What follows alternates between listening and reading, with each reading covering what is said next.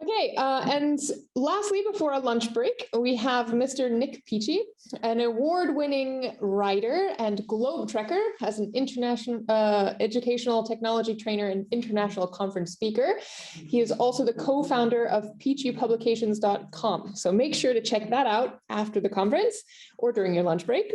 Nick will be examining technology and teacher development for the 21st century, including the pitfalls and the inadequate and disparate technology training for teachers, which they found themselves in with the world-turning events of the COVID pandemic, and how we as teachers can ensure that we stay up to date with the new technologies and avoid once again being caught off guard and unprepared. Hello and welcome, Nick.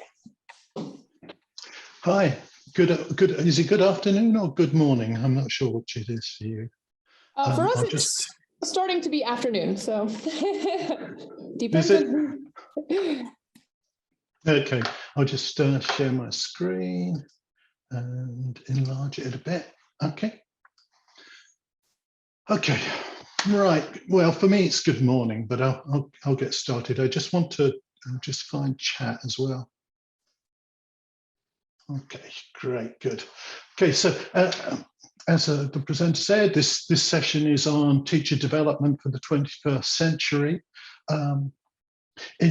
Probably quite an interesting topic, or some of you might be quite fascinated to see someone as old as me doing a presentation like this, but teacher development is still something I'm very much interested in. As she said, my name's Nick Peachey. I have a number of roles actually. I've actually been involved in education and English language teaching for about 30 years. And I first started teaching online actually back in 1998, so back in the last century. And the first course I was involved in teaching online was, students used to download their materials and then they would have telephone speaking lessons with me and things like that. So, I've been involved with the sort of technology and online delivery for quite a long time now. Nowadays, I have 4 roles. I'm director of Peachey Publications, which is my own publishing company where I publish materials for sort of digitally connected classrooms, whether they're remote or hybrid classrooms or face-to-face classrooms. I'm also a course designer and I design courses for other companies. So at the moment, I'm working with the British Council in Cairo on an interfaith dialogue course. I'm also an author myself. I write some of the lessons that I produce, and I've written a number of books, including one that won the Innovations Award in 2016. And I'm a technology consultant, which means, I go and speak to companies about how they can use technology for education and do things like blogging. If you want to find out more about me and the kind of free things that I do, you can see along the bottom of my screen, I have these links to sort of my different social media presence. And at the end of the session, I'll give you a link to this presentation so you can go and check out any of those links if you want to. So that's me. Just a quick question about you. Could you just type into the chat what it is you teach, whether you're a teacher or an administrator, and what you teach? So it'd be nice to get to know some understanding of the balance between how many of you are English teachers or different subject teachers, and I can sort of adapt a bit to that. Just pop it into chat. Or geography teacher as well. Do maths, English, yeah.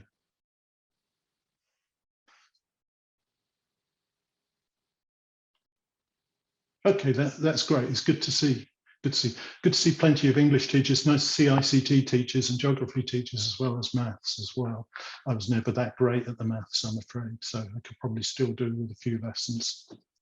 Okay, I'll get started, and I'll start with. I had a conversation about 2 years ago, just under 2 years ago, just about a month or 2 months after the pandemic started, and I was asked to do some consultancy work for someone who was the director of a school, and he was trying to, move his school, an English language teaching school, into teaching online and teaching remotely, mainly because of the lockdown and the pandemic.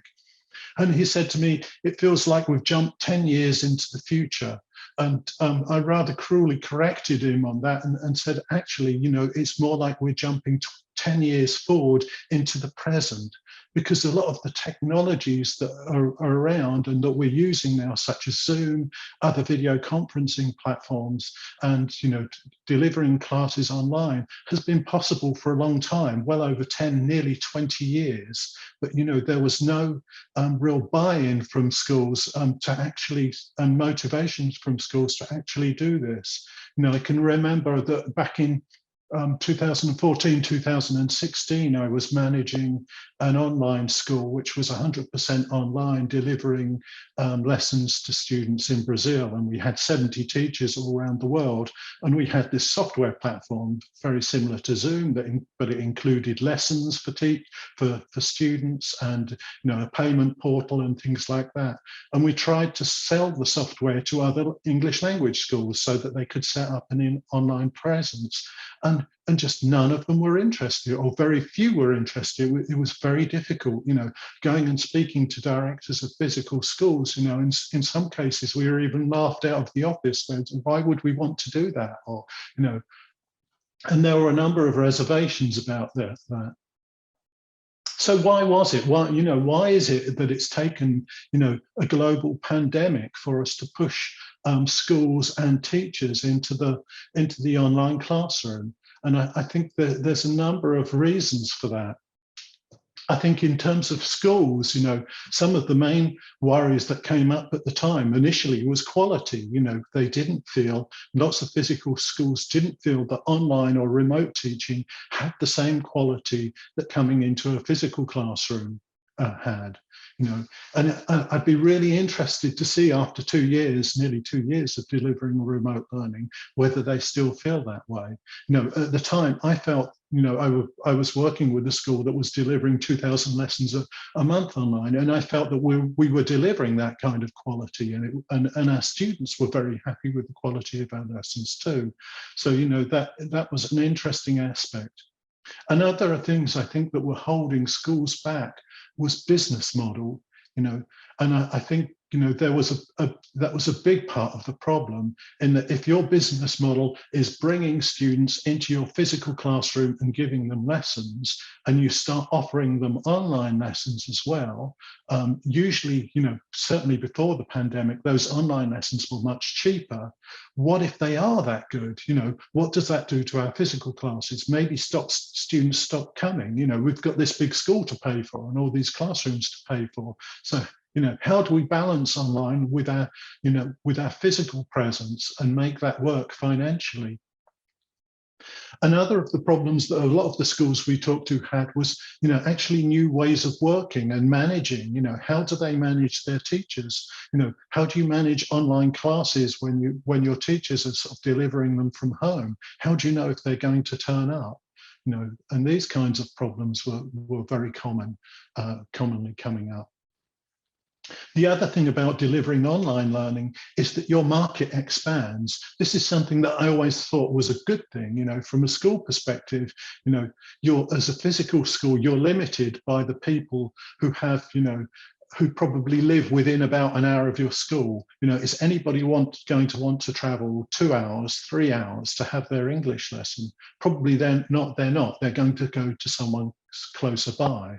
But when you start delivering lessons online, the whole world is your market. But then you're also competing with everybody in the world who's delivering online classes. So that becomes, you have to start thinking about marketing in a new way if you're a school. The other thing was training. How do they train their teachers to teach online? It's not the same thing. Anybody who's made that step from the physical classroom into the remote classroom knows that it's just not the same thing. I actually, when I do presentations like this, I do them standing up, because I come from that physical classroom background where I use my hands a lot, and I would be using my body and moving around quite a lot when I talk to students. And that was something that most teachers found quite difficult when they moved to this kind of environment. They would be there sitting over their computer like this, which can be very intimidating for students. So it needed training. And I guess the other thing was fear, the fear of the unknown. If you have run a school, it's being successful, why step into something new? And with technology, I think that's what's killed an awful lot of companies. A lot of companies who have gone out of business because of the fear of the change that technology brings with it. Anyway, I'd better push on. So teachers, I think there was resistance from teachers as well, reluctance to use technology. Lots of teachers, all used to say, well, I do very well in the classroom anyway. Why do I need to learn this new technology? I haven't been trained. Lots of teachers didn't have access to the technology as well that their students had, And so that was a problem. And I think one of the other big problems actually came down to publishers. If you're teaching courses to your students, you need course books, and publishers just weren't, and probably still aren't to some extent, producing digital course books. So we don't have anything to take into our remote classroom, and we can't just hold the book up to the camera. So all these things were problems, and some of the reasons why.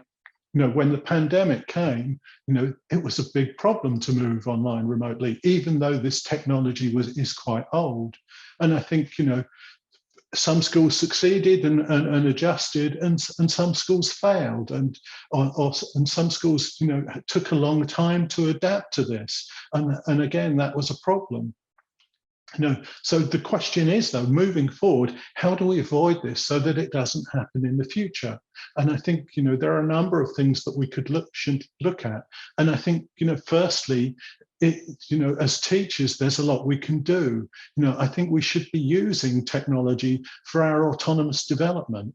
I know in the previous session, there were a lot of people actually talking about courses that they could do, doing SAUTA, doing DAUTA, and things like that. But, I think we need to be developing our own teaching autonomously as well as doing courses.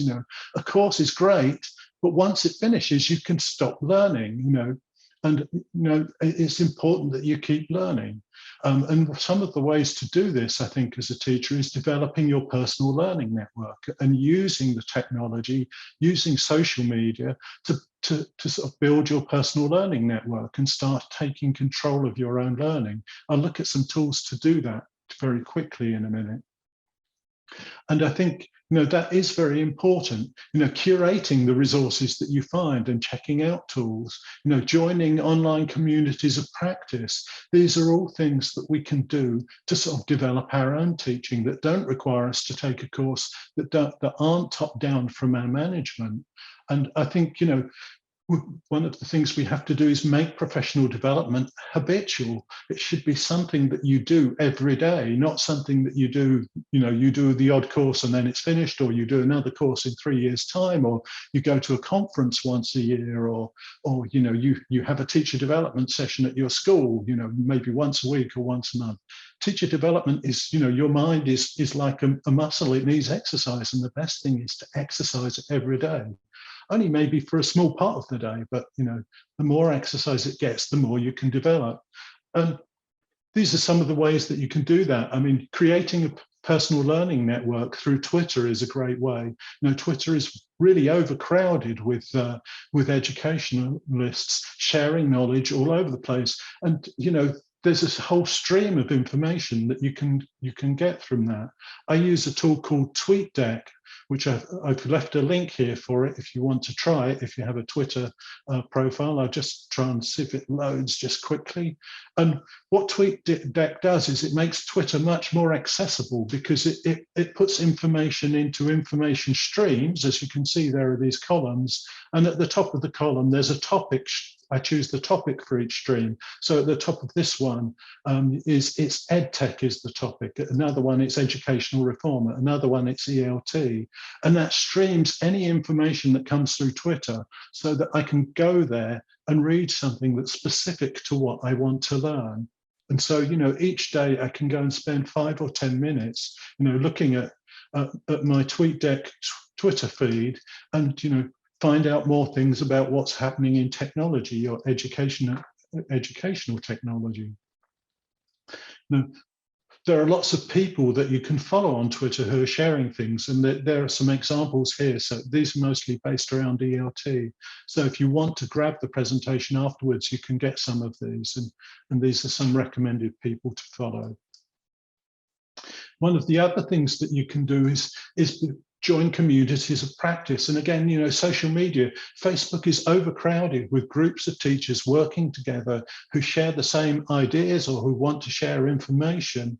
And you can, you know, track them down there and join groups where you can share and get information, ask questions from other teachers. You know, and this is a great way to sort of track, to develop yourself each day. And again, this is something that I do every day, have 5 minutes looking at the groups that I'm in and seeing what people have shared that day. And again, there's some recommendations here which you can pick up from the presentation afterwards for different groups that you can join. You know, one's on sharing remote teaching resources, or teaching CLIL, or the Sustainable Development Goals. So lots of groups there that you can join and find information from and share information with. I mean, one of the great things about teachers is that they're very good at sharing. If you find good information, be sure to store it, and that's the process of curation, selecting out the information that's useful for you, storing it so when you need it, you can retrieve it and use it in your classroom. And this is something that I do myself. I have a couple of curation sites. This one's called Digital Tools for Teachers and Learners, and this is where I store all of the useful technology, new technology apps and resources that I find. I'll share a link with that one to you through the chat.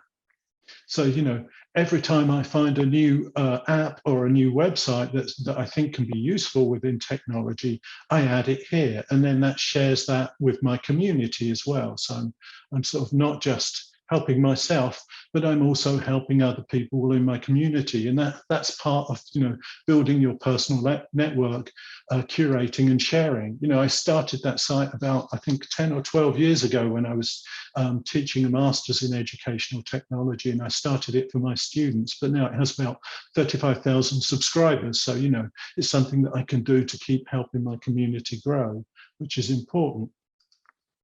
And of course, because I do it, people share new tools with me, and so I learn new things as well, which is great. So that's curation. You can actually use this site, and again, I'll share a link with you to set up your own newspaper. You just go to the site, click on advanced, and you can put a hashtag in that links to what you're interested in.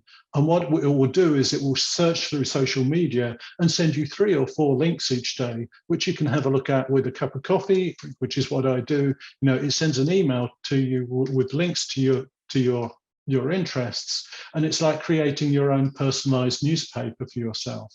You know, you can share it with other people as well, but just getting those few links each day can stimulate your professional development.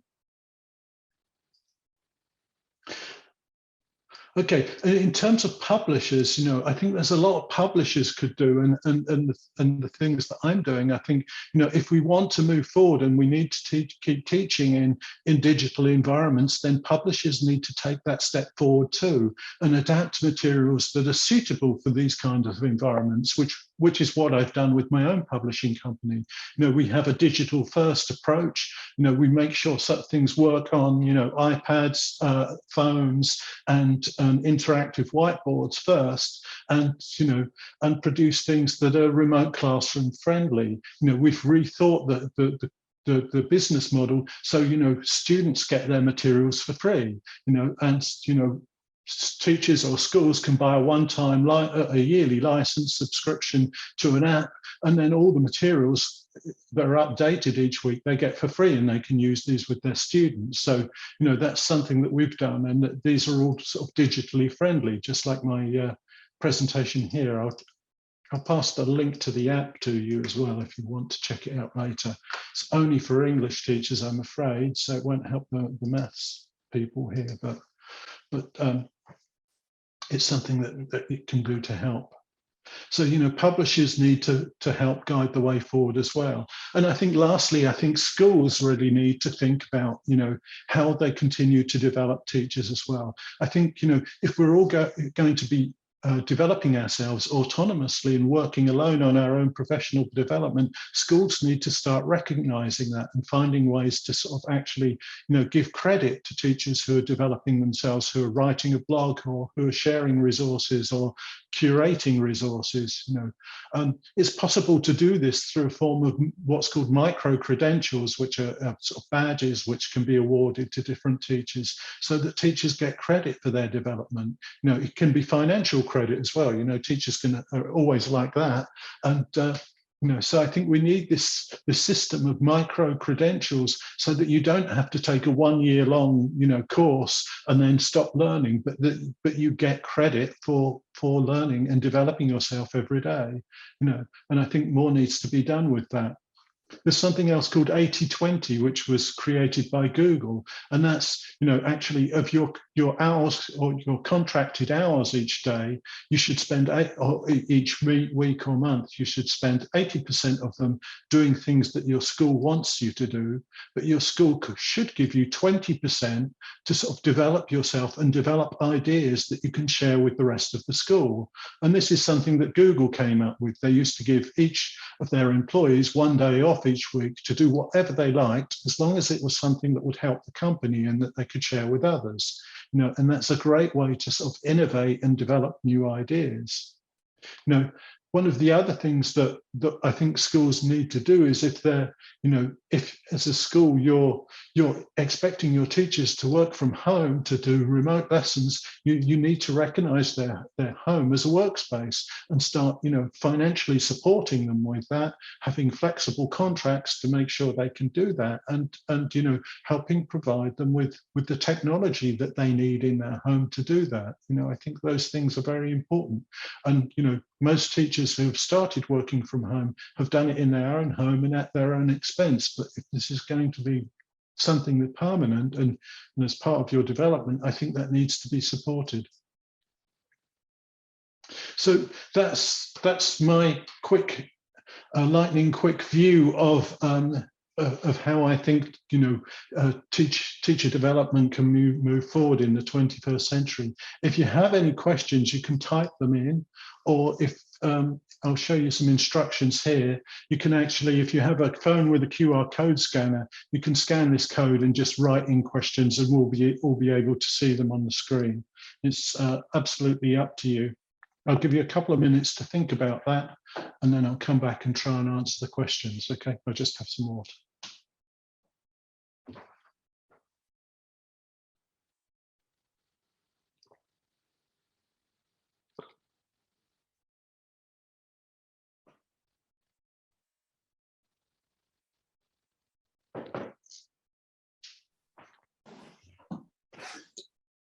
I'll see if any questions have come up.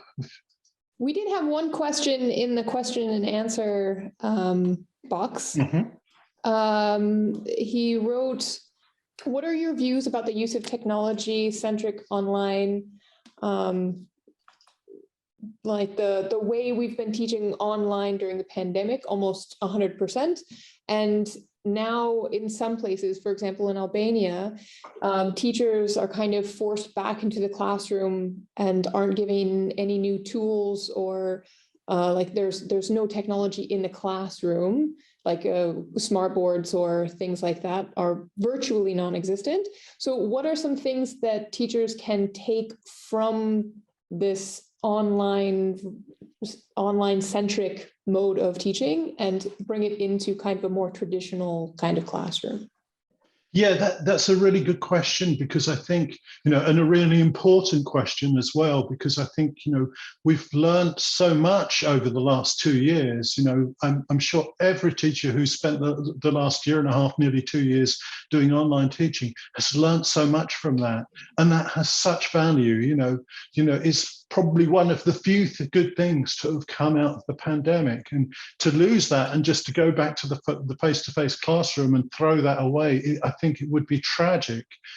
I think there are ways that we can think about and look for ways to incorporate what we've learned. If you have no technology in your classroom, well, that's going to be difficult. But you still, with sort of things like homework tasks, you can set digital homework tasks, using online platforms for students doing homework. Start tracking their homework through different digital tools, giving them digital assignments to do, and sort of going and researching on the internet. There's still loads of things that you can do without bringing the technology into the classroom, and get your students doing those things at home. And I think that's really important as well, because students need to have hands-on with the technology and use it themselves to develop their digital skills and literacies. And I think that's really important as well. There's one about how online learning can affect students' health. That's an interesting question. Personally, I've been learning online for the last 20 years, and hopefully it hasn't affected my own health too much. I think probably the biggest danger of online learning and health are, one is sitting at a desk for too long, which is part of the reason why I stand up, because, sitting at a desk is the new smoking and is very bad for your health. And I think the other one, is, lack of socialization if you're confined. We all know from lockdown that actually being stuck in a room with the same bunch of people isn't that great. Hopefully in the future, we should be able to go out, enjoy some social life, and come into an online classroom and enjoy it. And so I think that the sort of mental health aspect should be okay. But the other side of the mental health aspect, and another thing that we forget often with online learning is that, lots of students go to school and enjoy school because it's a chance to be sociable. It's a chance to meet other students, catch up on the gossip and, see who's doing what and make new friends, and I think we need to incorporate that into online learning. There needs to be a space for that. So students get some, break time or time in a breakout room where they can just chat for their friends and they don't have to be learning or watched or monitored by the teacher. I think socialization is very important in online learning and can make it much more successful. I know some of my students a couple of years last year in the really tough year, my students created little groups because they got really into anime, and they would have their own Zoom meetings on their own time and just watch anime together. Yeah, I think that's great. I've actually written a book about, it's called Building Teams for Remote Learning. And it's based around, things that you can do to socialize in the remote classroom and build a kind of team atmosphere. One of the things was, just get a video, a 2-minute workout video, and everybody puts their camera on and they watch it and they do it together. And a different person can choose it each time. There are lots of these nice clips on YouTube. You can get a ballet workout for 2 minutes, you can get a yoga workout from 2 minutes, Tai Chi, and you can be learning while you're doing it. They have they can follow the commentary if they're learning English. And so lots of things for doing that. There are lots of social things we can do as well. Yeah. And that's really important. Yeah, great. I don't think there's any other questions, but if we do get any more, we'll send them along to you via email. If you want the presentation, you can either scan the QR code there, or I'll put a link into the chat for you if you want to sort of access it. And it has all the links to the different things that I mentioned. So the presentation link's going into chat now. So there it is. And if you click on that link, you'll be able to access it. Just save the link in your browser and you can access it and go through and look at all the links to the different things. So thanks for listening, and good luck with the rest of the day. Good luck with your professional development. And please, retain what you've learned from these last 2 years and make sure that has some value for you and for your students. Thanks a lot. Thank you. Thank you very much, Nick. Have a wonderful day. You too. Great. Okay. So now we have a longer break, lunch, dinner, breakfast, wherever you are in the world. We'll have a break for 1 hour and 20 minutes. So that's 80 minutes total. And we'll reconvene at 2:30 local time. And just like before, we'll have another pop-up poll. with a couple of questions for you to please answer during the break. And we'll see you at 2:30.